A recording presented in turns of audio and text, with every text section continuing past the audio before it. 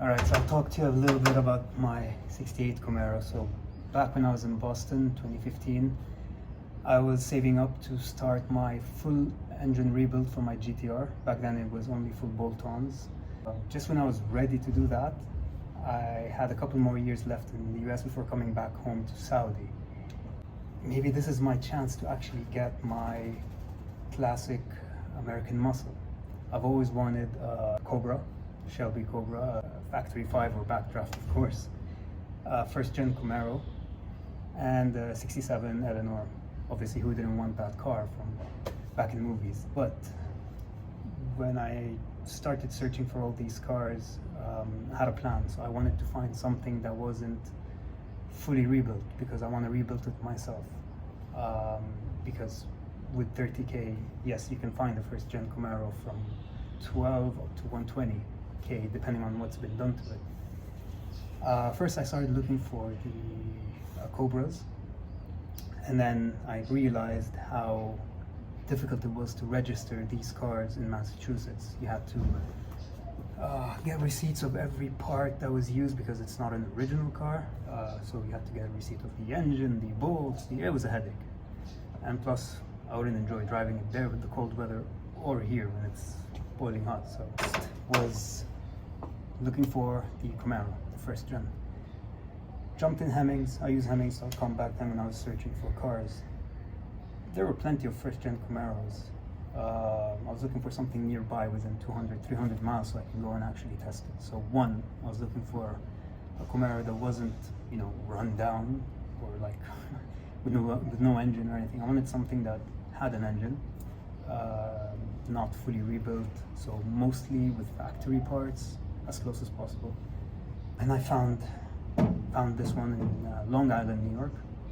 So I took a plane in the morning, flew there, test drove the car, loved it, put a deposit down, and that's about it. That's how I got it. And one thing that I was looking for was a manual. It had to be in manual. Otherwise, what's the point of having unless I'm going drag racing, okay, automatic, but no, I just want something to cruise with. And I got this one. I'll walk you through my experience with a resto-mod, because this had one owner before. So I bought it from a dealership that bought it from an owner.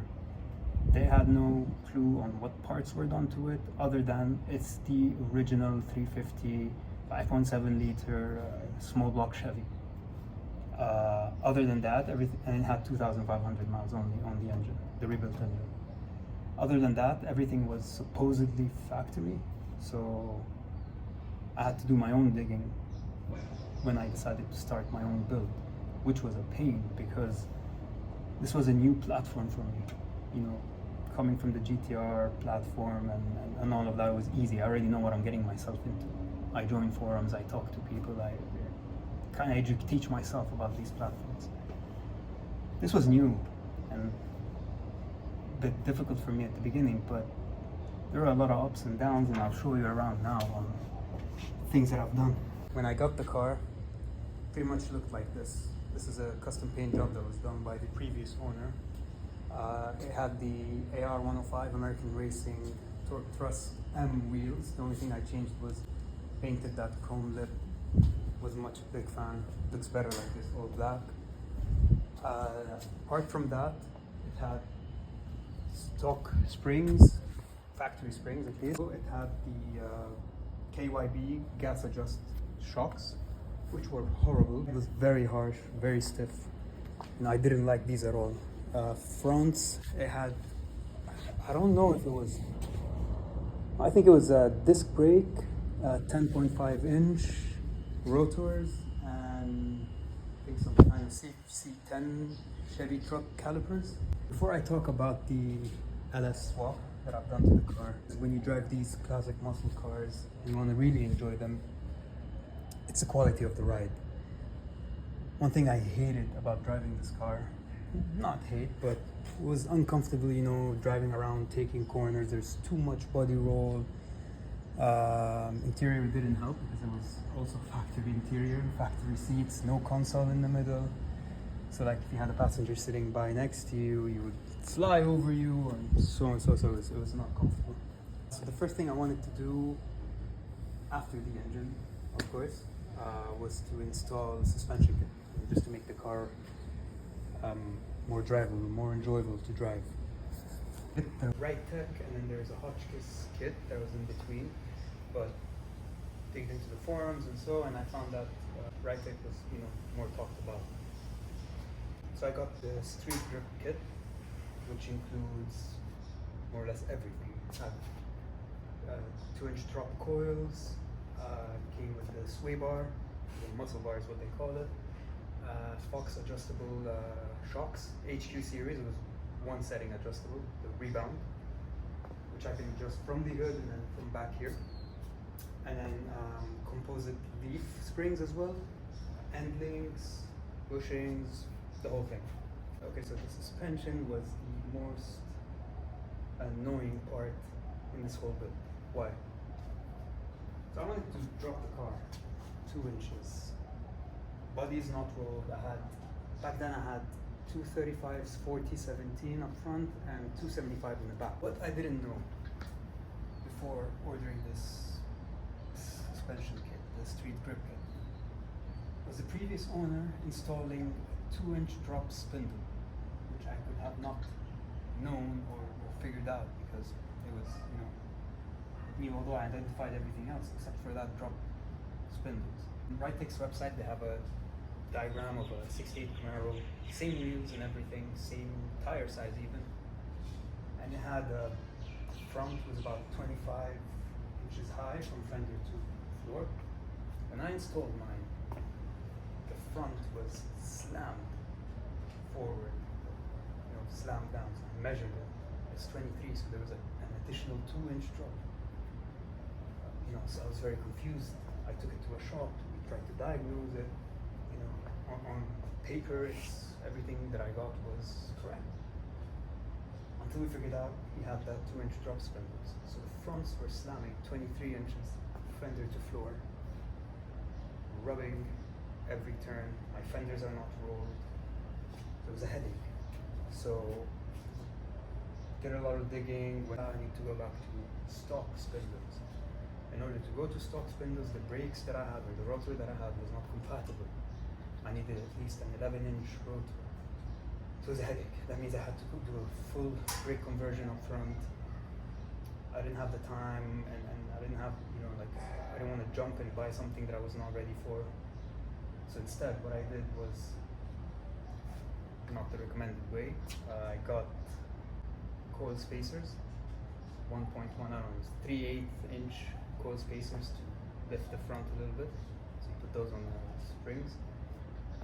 And then in the back, I ordered the Rightech 1-inch lowering block. Physics, I thought lifting the front a bit, dropping the back would fix everything. Which surprisingly did for a while, until I hit a really bad pothole. The car slammed down, end links destroyed. So basically, more of the story: don't keep out, do the right thing. I ended up doing a front disc brake conversion. 11-inch rotors. This is a whole kit, so it comes with the Woodwood dual piston calipers, and it also comes with the stock spindles. I also got steering links, Pro Forged. You can see the sway bar over there. And then back here we have the composite leaf from Rightech.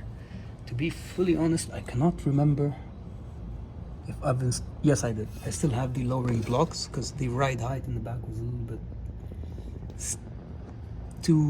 there's too much gap to my liking. These are Pipes Pro.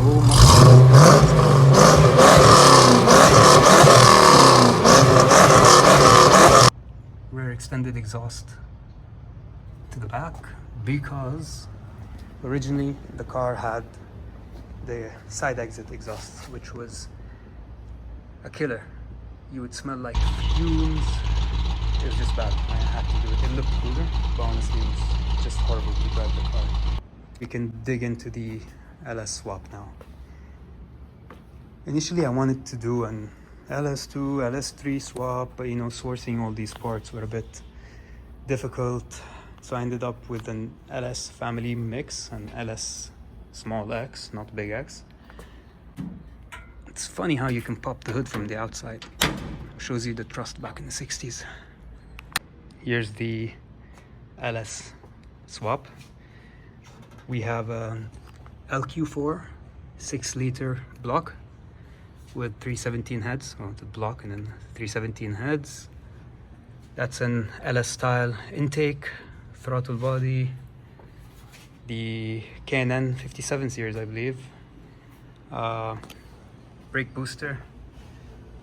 I had one before that, replaced that with the master cylinder brake because that one just went bust once.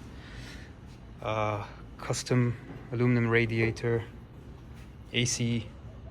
So funny thing is, when I came back to South, the original car didn't have AC. I installed AC on the 350 engine, and then I decided to do the LS swap, so I had to install another AC. Control arms, left the factory ones for now. No need to change them. Over here you can see the HQ series shocks from Fox, which comes in the right tech. You can adjust it. So the reason why I did the LS swap was not for power, was not for, you know, performance or anything like that, but it was because the engine before that, the 350, had a carburetor, Holly, I believe.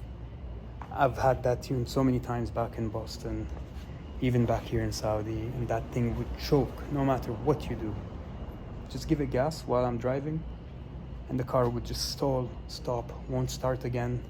I do have that choke lever, useless, wouldn't work. I would get stranded in the street, middle of the road, cause traffic, push the car. It was just way too many times that happened, and I decided that this was it. I think I really need a reliable car because I want to enjoy driving this car. I want to, you know, drive it without the worry of smelling like fumes, and that's why I moved the side exit exhaust. Put it to the back. I want to put an engine, anything, you know, like when I was picky at first, I wanted to go with an LS3, LS2, but man, just give me any engine that will be reliable. And I said, okay, why not? I have a 2004 Hummer, which also has an LQ4, and it's my daily car. And it's been running well maintained. So, you know, I want something reliable, easy, starts up immediately, not like the 350. So I had a lot of fuel issues, a lot of, you know, no matter how much you tuned it, these carbs, you know, they choke, whether it's cold weather back there or here from the heat. And I just couldn't stand it. But yeah, I think all in all, and that's why I'm doing this video now, because I did a part 1 thinking that was it, done with the upgrades, but then I realized I had more, so I did another part 2 video, and then I did more after that. So for now, I think I'm satisfied. So one thing to note, just to sum up this whole journey with my 68 Camaro, whenever you buy a classic muscle, just be prepared. First of all, definitely go and test drive the car. Do not just go and buy a car from photos thinking it's perfect. Try to get as much as possible. If any aftermarket parts were added to the car, just try to find out. Because stupid stuff, silly stuff like that, drop spindles that I had, which was upgraded and I didn't know, messed up my whole suspension, you know, journey of installation, you know, like damages I had to repair and order other parts and so on. So go out, test the car, try to get as much info as you can. If you don't, take the car, lift it, you know, like go part by part, looking at part numbers, castings, anything, just to figure out what's on the car. You'll just save a lot of headache, time and money and all that, but it's mainly the headache. I think this is how the car has been for the past 3 years now, 2 years maybe, and that's why I decided to do the video now, because I think maybe I'm done. But then took the car out today, did a new alignment, adjusted the driver control arms. I hit a really bad pothole a month ago and kind of like came loose, like a screw came loose. Everything's good. And then while I was driving the car, I was looking at the pedals, and for some reason I don't like it. I want to change them.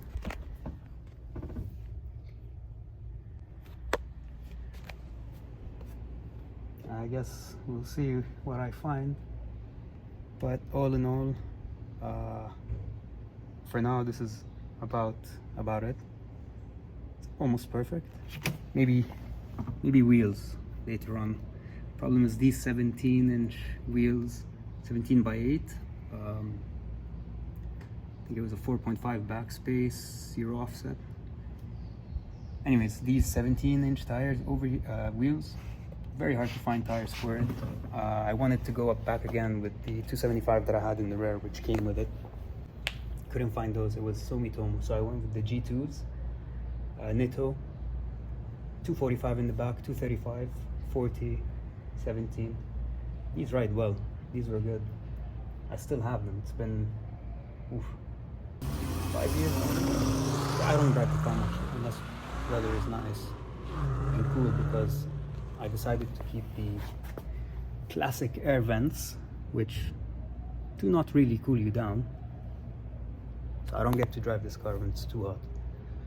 So some of the exterior parts here. You have the Oracle 7-inch halo headlights.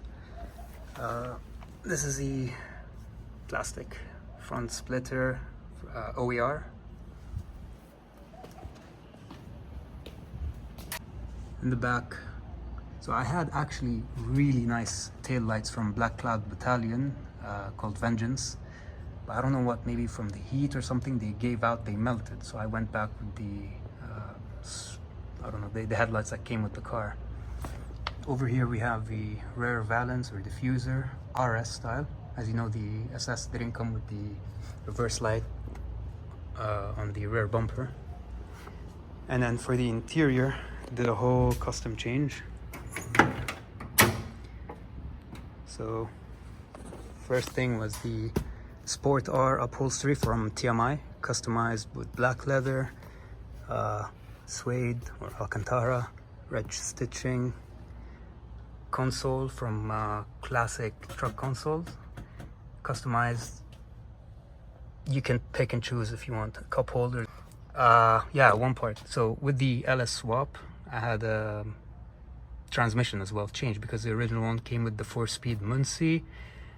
So I put in a T56 Tremec, and the shifter had to be relocated. I cannot remember if it was more to the back or forward, but there was a shifter relocation. So part of the console, also the dash panel, autometer gauges, ultralight. The previous one had G-Stock from Instrument Clusters, I think, or Classic Instrument Clusters. Second steering wheel. You could tell I really wanted a Cobra or an Eleanor, because that's the same one. GT9 from GT Performance, with the Chevy horn button. And back here I had the 2-point lap seat belts, which were the same in front, but I kept getting a lot of fines from cameras thinking I'm not wearing a seat belt, so I had to install seat belts. 3-point seat belts from Morris Classic. These are amazing. It's perfect. Picked the GM button because it comes with 2 different star push button and just a plain one. These, and then might as well go all black as well with the lock knobs. These plastic pieces were so expensive, which was funny, but I had to go with the whole look. Pretty sure I got ripped off on these. We can start it up.